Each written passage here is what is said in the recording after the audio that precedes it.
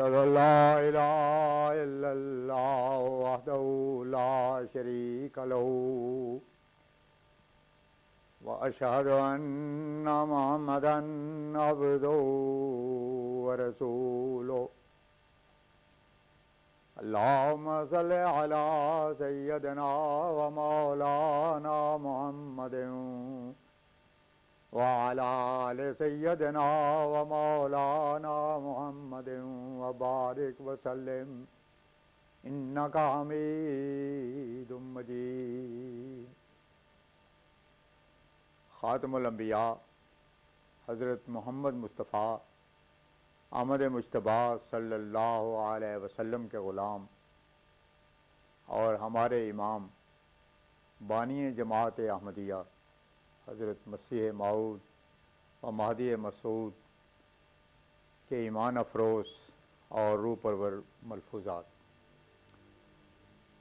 حضرت اقدس نے فرمایا نبوت کیا ہے؟ یہ ایک جوہر خدا داد ہے. اگر کسب سے ہوتا تو سب لوگ نبی بن جاتے. نبیوں کی فطرت ہی اس قسم کے نہیں ہوتی کہ وہ اس بے جا سلسلہ کلام میں مبتلا ہوں. وہ نفسی کلام کرتے ہی نہیں. حالانکہ دوسرے لوگوں کا تو یہ حال ہوتا ہے کہ وہ ان سلسلوں میں کچھ ایسے مبتلا ہوتے ہیں کہ خدا تعالیٰ کا خانہ ہی خالی رہ جاتا ہے. برخلاف اس کے نبی ان دونوں سلسلوں سے الگ ہو کر خدا تعالیٰ میں کچھ ایسے گم ہوتے ہیں اور اس کے مخاطبہ و مکالمہ میں ایسے محو ہوتے ہیں کہ ان سلسلوں کے لیے ان کے دل و دماغ میں سمائی اور گنجائش بھی نہیں ہوتی، بلکہ ان کے دل و دماغ میں صرف خدا تعالیٰ ہی کا سلسلہ کلام رہ جاتا ہے. چونکہ ان کے پاس صرف وہی حصہ باقی ہوتا ہے، اس لیے خدا تعالیٰ ان سے کلام کرتا ہے اور وہ خدا تعالیٰ کو مخاطب کرتے رہتے ہیں. تنہائی اور بیکاری میں بھی جب ایسے خیالات کا سلسلہ ایک انسان کے اندر پیدا ہوتا ہے، اس وقت اگر کوئی شخص نبی کو بھی ویسی حالت میں دیکھے تو شاید غلطی اور ناواقفی سے یہ سمجھ لے گا کہ اب اس کا سلسلہ کلام بھی خدا تعالیٰ سے نہ ہوگا. مگر ایسا نہیں ہوتا. نبی ہر وقت خدا تعالیٰ ہی سے باتیں کرتا رہتا ہے اور یہی دعا کرتا رہتا ہے کہ اے خدا میں تجھ سے پیار کرتا ہوں اور تیری ہی رضا کا طالب ہوں. مجھ پر ایسا فضل کر کہ میں اس نقطہ اور مقام تک پہنچ جاؤں جو تیری رضا کا مقام ہے. مجھے ایسے اعمال کی توفیق دے جو تیری نظر میں پسندیدہ ہوں. دنیا کی آنکھ کھول کہ وہ تجھے پہچانے اور تیرے آستانے پر گرے. یہ اس کے خیالات ہوتے ہیں اور یہی اس کی آرزویں، اور ان میں وہ ایسا محو اور فنا ہوتا ہے کہ دوسرا آدمی اس کو شناخت نہیں کر سکتا. نبی اس سلسلہ کو ذوق کے ساتھ دراز کرتا ہے اور پھر اس میں اس مقام تک پہنچ جاتا ہے کہ اس کا دل پگھل جاتا ہے اور اس کی روح بہہ نکلتی ہے. وہ پورے زور اور طاقت کے ساتھ آستانہ الوہیت پر گرتی اور انت ربی کہہ کر پکارتی ہے. تب اللہ تعالیٰ کا فضل اور رحم جوش میں آتا ہے اور اس کو مخاطب کرتا اور اپنے کلام سے اس کو جواب دیتا ہے. یہ ایسا لذیذ سلسلہ ہے کہ ہر شخص اس کو سمجھ نہیں سکتا، اور یہ لذت ایسی ہے کہ الفاظ اس کو ادا نہیں کر سکتے. پس وہ بار بار مستسقی کی طرح باب ربوبیت کو ہی کھٹکھٹاتا رہتا ہے اور وہاں ہی اپنے لیے راحت و آرام پاتا ہے. وہ دنیا میں ہوتا ہے لیکن دنیا سے الگ ہوتا ہے. وہ دنیا کی کسی چیز کا آرزو مند نہیں ہوتا، لیکن دنیا اس کی خادم ہوتی ہے اور خدا تعالیٰ اس کے قدموں پر دنیا کو لا ڈالتا ہے. یہ ہے مختصر حقیقت نبوت کے مقام کی. یہاں کلام نفسی کے دونوں سلسلے بھسم ہو جاتے ہیں اور تیسرا سلسلہ شروع ہوتا ہے جس کا مبدا اور منتہا خدا تعالی ہی ہوتا ہے، اس وقت وہ خدا تعالیٰ کے کلام کو جذب کرتا ہے، اور اس میں اس قسم کے دخان اور اذغاث و آلام نہیں ہوتے جو نفسی کلام میں ہوتے ہیں، بلکہ وہ دنیا سے انقطاع کلی کیے ہوئے ہوتا ہے، جیسے ایک نفسانی خواہشوں کا اسیر اپنی محبوبہ سے تعلق پیدا کر کے ہمہ گوش ہو کر تصور کرتا ہے اور اسے نفسانی لذات کا معراج پاتا ہے اور قطعاً نہیں چاہتا کہ وہ کسی دوسرے کو ملے۔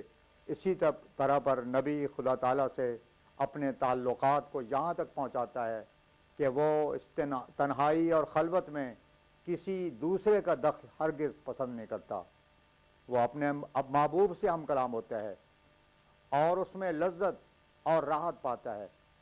وہ ایک دم کے لیے بھی اس خلوت کو چھوڑنا پسند نہیں کرتا، لیکن خدا تعالیٰ اس کو دنیا کے سامنے لاتا ہے تاکہ وہ دنیا کی اصلاح کرے اور خدا نما آئینہ ٹھہرے۔ نبی طبعاً ایک لذت اور کیفیت پاتا ہے اور اسے خدا تعالیٰ ہی میں چاہتا ہے۔